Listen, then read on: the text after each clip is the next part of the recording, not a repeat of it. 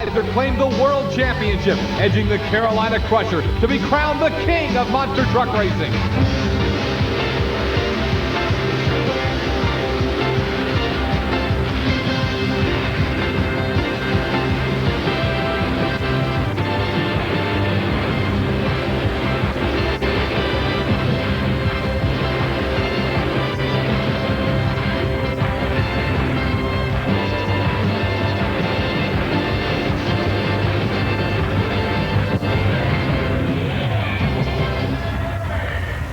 At the end of 1988 in Louisville, Kentucky's Freedom Hall, here's what happened as the World Championship on the TNT Monster Truck Challenge was decided. USA won flip, but still defeated Bigfoot for the world title.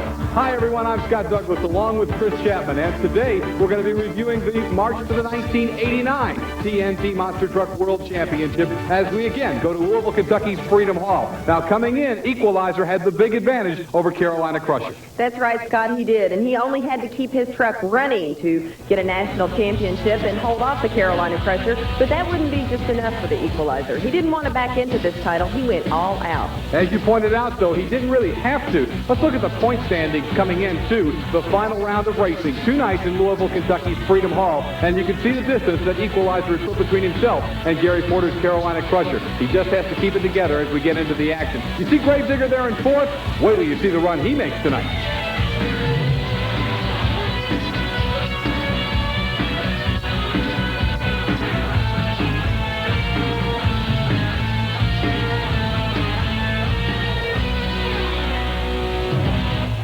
Monster Truck Challenge in Louisville, Kentucky to crown the 1989 World Champion.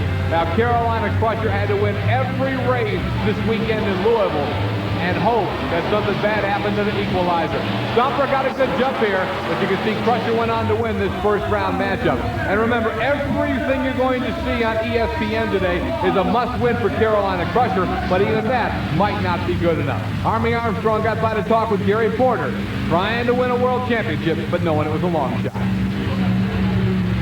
Gary, the starting line looks like it's the trick tonight. Real spooky late lead for you.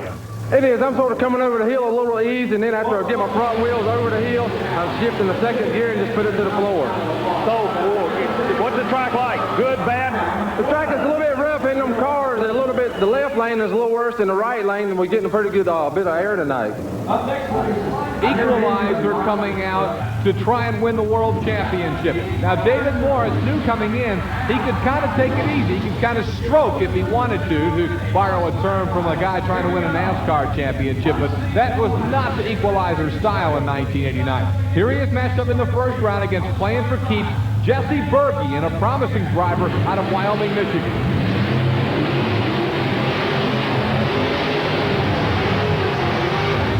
On that run, Equalizer set the tone for the weekend. First round, first of 2 nights at Louisville, Kentucky's Freedom Hall, showing everybody he wasn't going to coast to the World Championship. Mad Dog was the fast qualifier coming in, and he met Carolina Crusher in the quarterfinal round. Big test right here for Gary Porter and the Carolina Crusher. Mad Dog a surprise as fast qualifier, and Crusher wanted to show him, hey, maybe it was a fluke. I didn't go all out in the qualifying, but I know I got to beat you now. Crusher lined up and got him right here.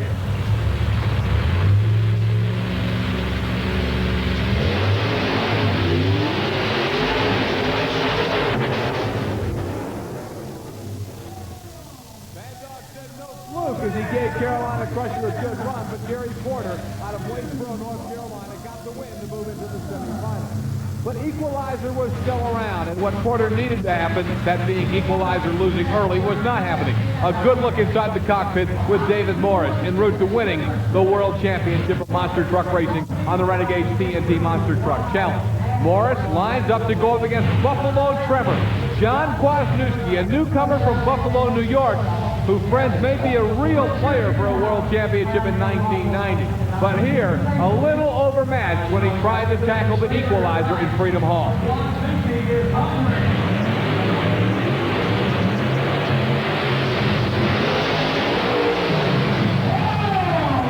David Morris really laying down a shot in Freedom Hall. One more time, let's watch Equalizer. David Morris Buffalo Tremor with John Kwasniewski in an exciting side-by-side run at Louisville, Kentucky's Freedom Hall.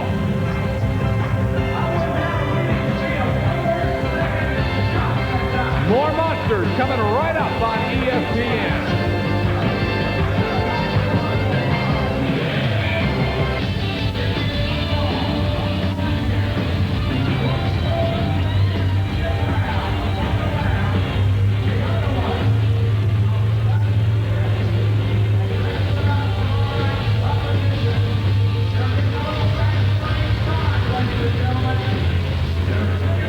The huge monster trucks lining up for the semifinals at Louisville, Kentucky's Freedom Hall. Rod Litzow drove USA 1 early in the year. You can see that Rod Litzow and USA 1 had their share of damages. But the damage was not only to the truck, it was also to Rod Litzow, who got banged up.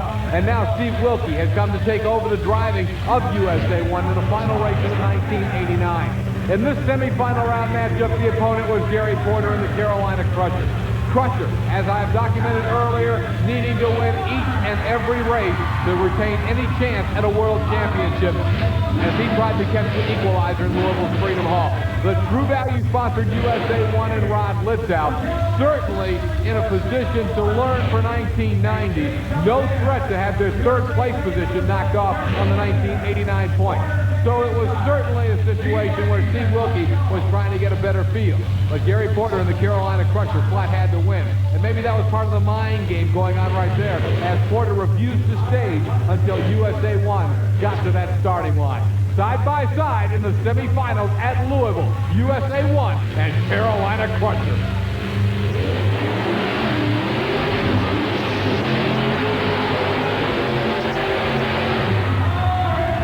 Doing what he had to do, Gary Porter's Carolina Crusher moved himself into the Monster Smash final, where the possibility that he would meet Equalizer was becoming more and more evident. Equalizer is still to come, but Porter knew what he had to do and got it done right here, and that was to get to the Monster Smash final. Steve Wilkie seems to be feeling a little more confident here in the late stages of 89 and USA 1, but just not quite enough to stick with the Carolina Crusher. Army Armstrong got a chance to spend some time after that run with Gary Porter of the Carolina Crusher. He got ready for one more crack at David Morris's Equalizer. Well, Gary, as the year winds down, you're going out of this thing screaming, aren't you? You're looking super out there. It does. The truck seems to be running good. It seems to be handling this course pretty good. I come over the dirt hill just a little bit too hard that time, and my front end bounced up on me. How about Steve Wilkie? He's showing us he can drive a monster truck, isn't he? He is. He's a pretty good driver. I thought to try to psych him out back in the pits and up there on the line and, try to use a little brain on him. We'll see you in that final. Good luck to you. Okay, thank you. Lots of brawn, but Gary Porter says you got to throw a little brain into the monster truck racing as well as he did there. The other semifinal matchup is the computerized state-of-the-art King Crunch from Woodlands, Texas, up against the rookie, David Morris, but what a rookie, in the Equalizer Chevrolet. The world points leader at this point in the season, ready to try and wrap up the championship. King Crunch would not be easy fodder for it. Outstanding matchup in the semifinals at Louisville, Kentucky's Freedom Hall. It's Tennessee against Texas on the starting line. The volunteers staying in the Lord Sergeant.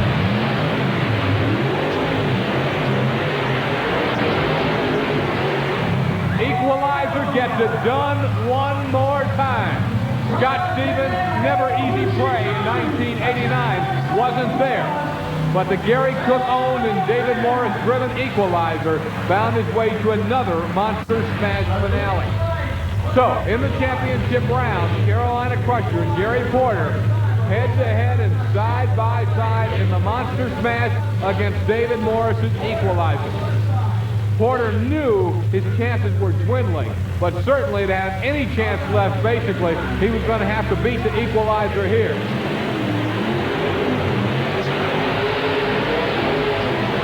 No way. David Morris, closing 1989 with wheels on fire, gets the victory as Freedom Hall erupts and roars. Morris won it. David Morris, it could be a beautiful ending to a beautiful year here, but even though you're a rookie, you seem to be taking all this in great stride. Yeah, Gary Cook, the owner of Monster Truck, we come in this last point race here, and he said to go for it. There's no backing into the title for the Equalizer. It's all out racing to the end. We'll see how 1989 wraps up in just a moment. So the Renegades TNT Monster Truck Challenge champion would be crowned in Freedom Hall, Louisville, Kentucky.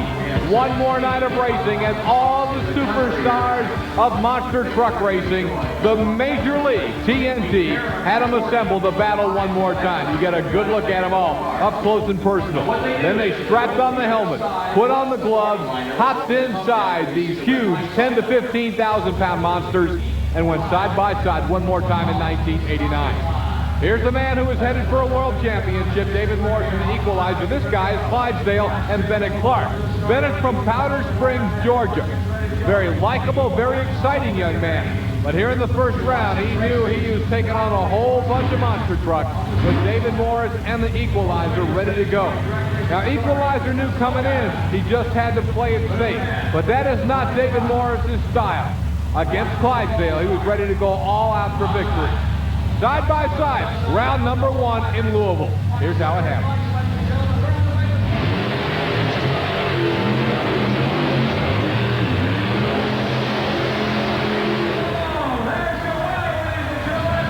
With that victory, David Morris and the Equalizer actually mathematically wrapped up the World Championship. Well, David Morris, you're inching ever so close to being that national champion. What's going through your mind right now? Beating every one of these guys here tonight. I'm going to try to take this weekend with a win. Going to go out of here to blaze of glory and be a national champion, huh? That's what I plan on, Army. Good luck. We'll be watching you. Thanks. Dave Wysorek's beautiful Nightlight Chevrolet. This truck won the prestigious Astrodome TNT Monster Truck event earlier in 1989. And he was a top 5-point contender all year long. But here, Carolina Crusher is the opposition. Now, this is the first round.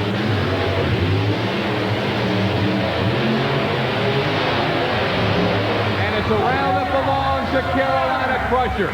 Gary Porter knew that Equalizer had wrapped up the World Championship.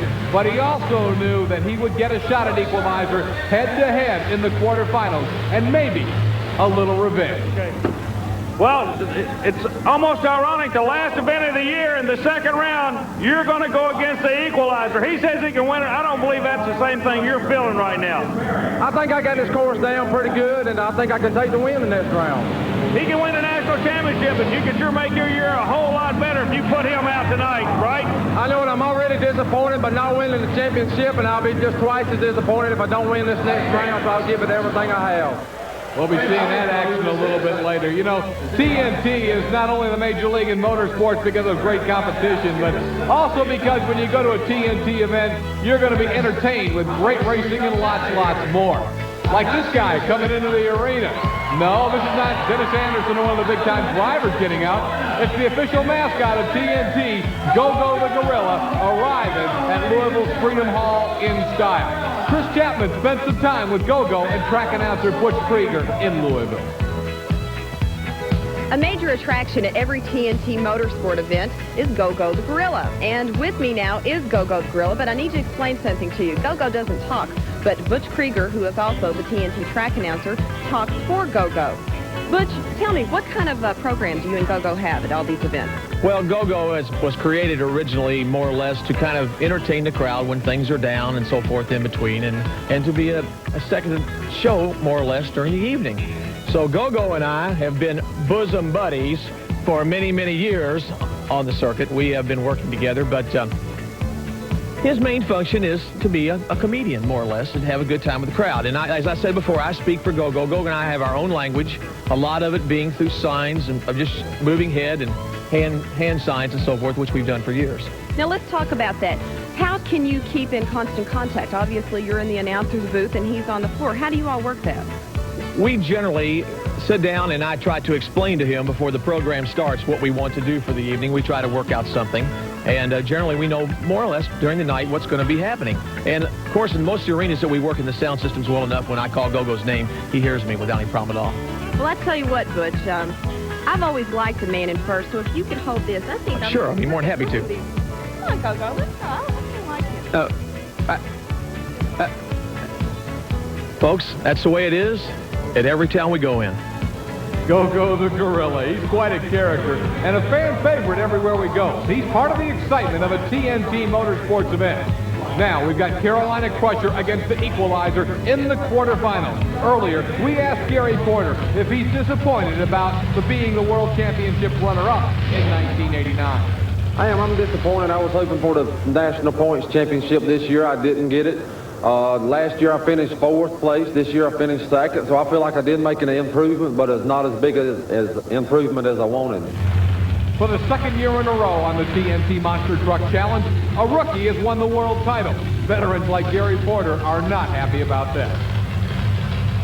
Well, really, there's nothing worse I wanted to do than beat him this year. Last year, a rookie come out and kicked everybody's butt. This year, another rookie has done it, and that's what really ticks me off about it. Well, if he's ticked off, he had one more chance to show David Morris head-to-head all he felt about him, because the Equalizer and the Carolina Crusher were out in the quarterfinals to go head-to-head at Louisville, Kentucky's Freedom Hall in this final event for the 1989 TNT Monster Truck Challenge season. Now, David Morris and Gary Porter had battled throughout the season, and the Equalizer had somewhat had the best of it, had beaten Carolina Crusher more times than the Crusher had been able to get the upper hand. However, Gary Porter was strong, consistent all year long, won some 70% of his head-to-head matchups, so Crusher wasn't fodder, but Equalizer had his number. David Morris and the Equalizer putting an exclamation point on his head-to-head season with Gary Porter and the Carolina Crusher, getting an impressive win at Louisville. But Porter knew there's always next year.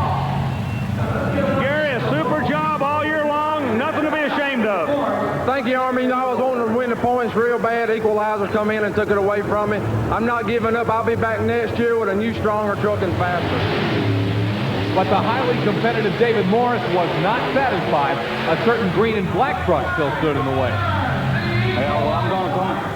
There's one truck left that I need to put out tonight, and that's supposed to be the most feared monster truck, but the only fear you have is fear itself, and that's the Dennis Anderson's Gravedigger, but I'm going to put him out here tonight.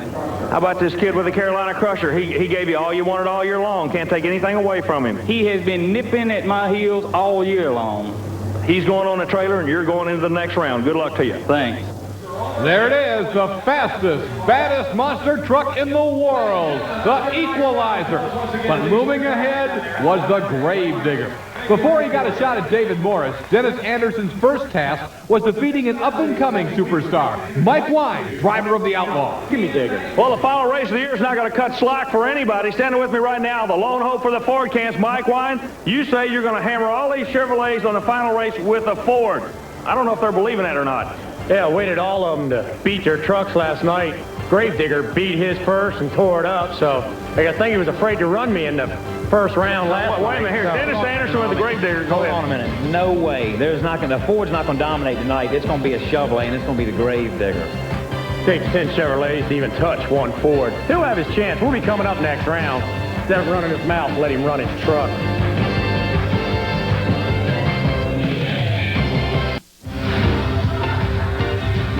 You heard it going into the break. Both guys very cocky, confident, aggressive, and not afraid to tell the other one all about it. Mike Wine, the Jersey Outlaw Ford, and the Gravedigger Chevrolet, Dennis Anderson.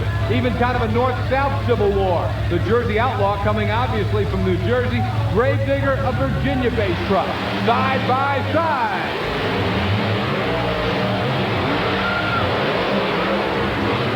Looks like a missile. He was headed out of Freedom Hall, straight up and down. Dennis Anderson's Gravedigger watching slow-mo. Can you believe it? Wow, straight up and down, 90-degree angle. Luckily for Anderson, the bounce sent him forward, but Jersey Outlaw got the win over Dennis Anderson's Gravedigger. One of the most wild runs of 1989 came at the end.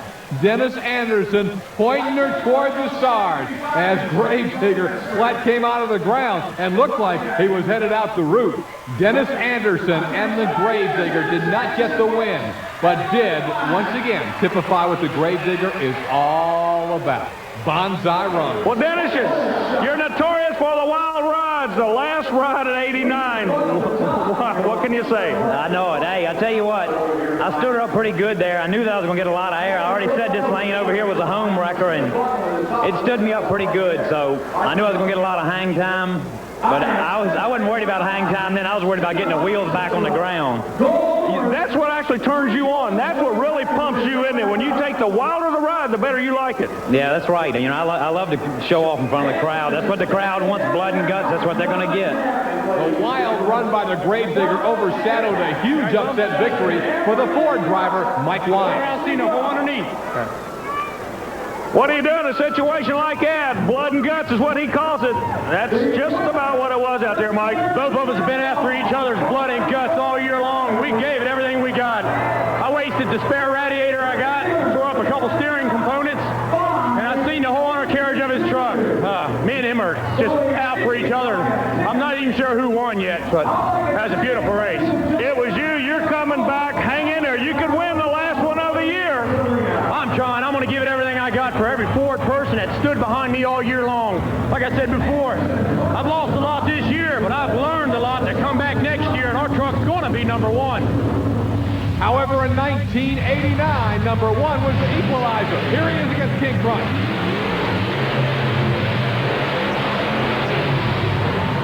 Crunch only had rear-wheel drive, but Equalizer still laid down an outstanding shot to move into the Monster Smash final. Well, you know, race fans in all form of motorsport, where stock cars or stock trucks, anything that has that Ford, Chevy possibility, that's one of the things the fans love to see. And in the final race of 1989 on the TNT Monster Truck Challenge, that's what the fans at Louisville, Kentucky got. The Ford of Jersey Outlaw, Mike Wine from Pennsauken, New Jersey, the Chevrolet of David Morris and the Equalizer from Tennessee.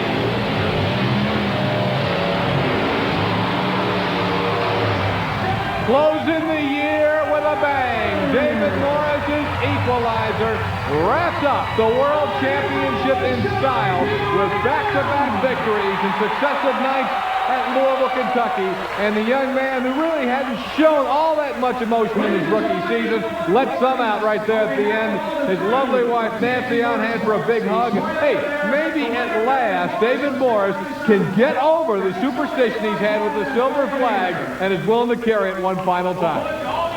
Well, ladies and gentlemen, kind of a unique situation here. We've been teasing him all year long. He's superstitious, would not carry the flag. But you get to keep it the longest of anybody. You get to keep it till next year. That's a great feeling. I'm glad to have his flag now. I didn't want it at first, but I've got it now, and I hope we can keep it.